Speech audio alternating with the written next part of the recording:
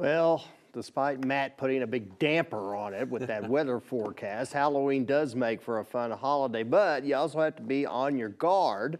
Our Megan Reyna is at Earl Crow Park with how easy it is to make sure your kids are safe while they're trick-or-treating. Megan?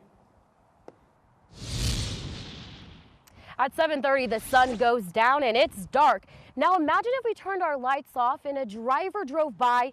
He'd barely be able to see me. So when your kiddos are out trick-or-treating, maybe give them some glow sticks or even have some neon tape on the back of their costume. Now here's a bright idea. Plan your route ahead of time.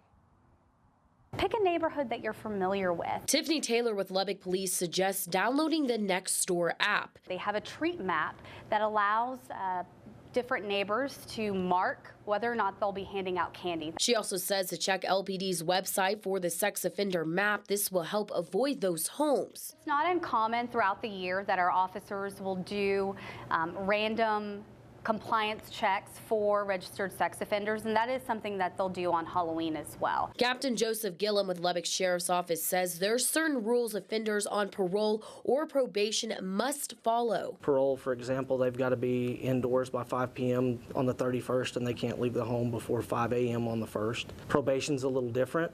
They are supposed to be inside from 6 to 9. They're not supposed to have the lights on. They're not supposed to hand out candy, etc.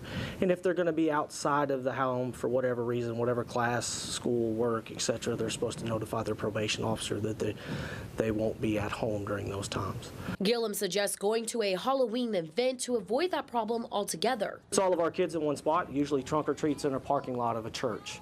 So you have all the parents, it's lined up. They're in the center of a parking lot. They're not necessarily close to the street, or they're not necessarily having to cross streets or busy traffic throughout the night. If you do decide to stay in your neighborhood, Taylor says LPD will do its part to make sure it's safe. We always encourage our families to, again, know where they're going, check that sex offender map, and on our end, our officers will do random compliance checks.